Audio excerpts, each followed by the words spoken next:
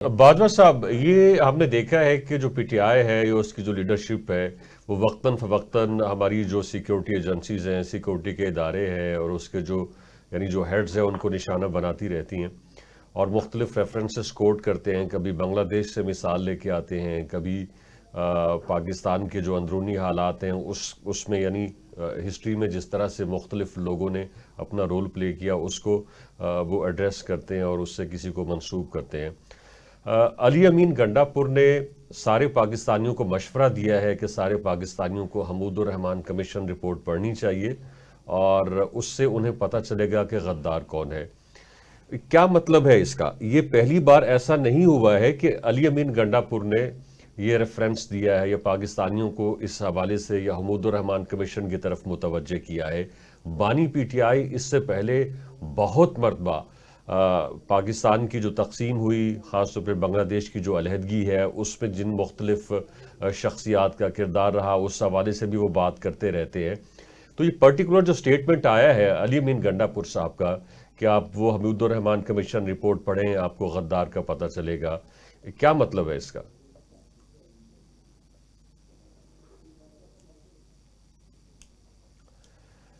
बाजा साहब, आपको मेरी आवाज सुन रही है? जवान साहब, आप रिस्पॉन्ड कर दीजिए। जी, मैं आपको बता देता हूँ। शेख साहब, बात यह है कि जिस तरह से आपने पास्ट का माजी का हवाला दिया 1971 का और फॉल ऑफ ढाका का या सकूत ढाका का, तो उसके ऊपर जो है ये एक हमूदुर रहमान कमीशन बना था और उसने अपनी रिपोर्ट बना दी थी। अब अगर उसको कोई पढ़ने की बात करता है, उसको स्टडी करने की बात करता है या उसको देखने की बात बात करता है, तो उसके अंदर तो कोई ऐसी कबाहत नहीं, उसके अंदर तो कोई ऐसी बुराई नहीं, उसके अंदर तो कोई ऐसा मसला नहीं, वो तो कोई बिल्कुल। भी पढ़ सकता है। और अगर वो एक पब्लिक डॉक्यूमेंट है तो पब्लिक डॉक्यूमेंट तक रसाई और उसको पढ़ना और उसको स्टडी करना ये तो कोई भी कर सकता है। तो इसमें तो कोई ऐसी बात नहीं कि किसी खास शख्सियत के साथ इसको जाके लिंक कर दिया जाए या मौजूदा जो ठीक है, इस्टेब्लिशमेंट है उसके साथ लिंक कर दिया जाए। ये तो एक पब्लिक डॉक्यूमेंट है, ठीक है, पब्लिक हो जाता है तो ठीक है। पब्लिक के बाजवा अंदर। साहब, मैं आपका आपका मैं सर, मेरी आवाज आ रही है आपको? जी जी, मेरी आपकी आवाज आ रही आवाज है सर? पहुंची आप है जी, प्लीज रेस्पॉन्ड कीजिए। देखिए, देखिए सर, पहली बात तो ये मैं करूंगा कि जनरल बाजवा को और जनरल फैज हमीद को इन्होंने क्या क्या किस तरीके से एक्सटेंशन ये देते रहे जनरल बाजवा को, और उसके बाद ये भी इन्होंने खुद कहा और ये एफर्ट भी की कि उनको लाइफ टाइम वो है ना वो एक्सटेंशन देना चाह रहे हैं। बहरहाल उस बात को छोड़ते हैं, अब फिर बात करते हैं जो अलीमीन गंडापुर की है। देखिए, ये बात ये है कि जैसी लीडरशिप होगी इसी तरीके से आपकी सेकंड लाइन होगी। आप याद कर दें कि बानी पीटीआई ने जनरल बाजवा को और दीगर जनरल साहिबान को क्या क्या किन किन अलकाबात से नवाजा और उनको गद्दार कहा गया और बड़ी घटिया तरीके से उनको अलकाबात दिए गए। अब मैं बात करता हूं इसी तरीके से जिस तरीके से अलीमीन गंडापुर साहब ने की है। हमूदुर रहमान कमीशन की रिपोर्ट पढ़ना कोई गुनाह नहीं है, लेकिन उसका मतलब क्या है? उनके कहने का मतलब यह है कि गद्दार कौन है।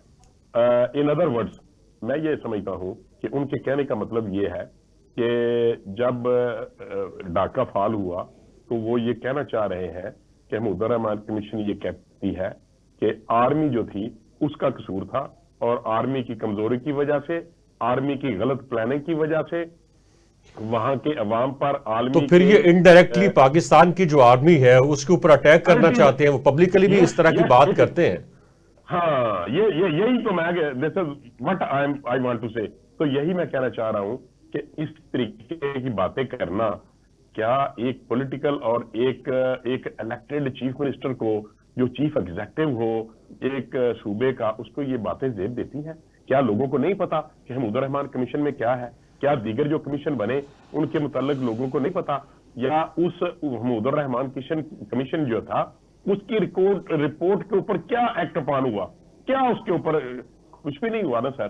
तो बात करने का मकसद ये है कि अगर आप अपनी आर्मी को, अगर आप अपने चीफ ऑफ आर्मी स्टाफ को या आप अपने एक इंपॉर्टेंट इंस्टीट्यूशन को आप बदनाम करना चाहेंगे, जिस तरीके से पाकिस्तान की फौज की दुनिया भर में एक दाग है, लोग समझते हैं कि ये बड़ी बहादुर और दिलेर फौज है, और आप ऐसी बातें करके पाकिस्तान की आर्मी का मोरल डाउन करना चाहते हैं। एक और मिसाल देना चाहूंगा मैं बड़े अदब से, अगर आप सुनना पसंद करें। जी देखिए, प्लीज जब जल्दी यमन रखो कि में और यमन में और सऊदी अरब में एक टसल हुई, तो गवर्नमेंट ऑफ पाकिस्तान, मियां नवाज शरीफ साहब की गवर्नमेंट थी, इन्होंने कहा कि हम फौरी तौर पे सऊदी अरब की सपोर्ट के लिए पाकिस्तान आर्मी को भिजवाना चाहते हैं।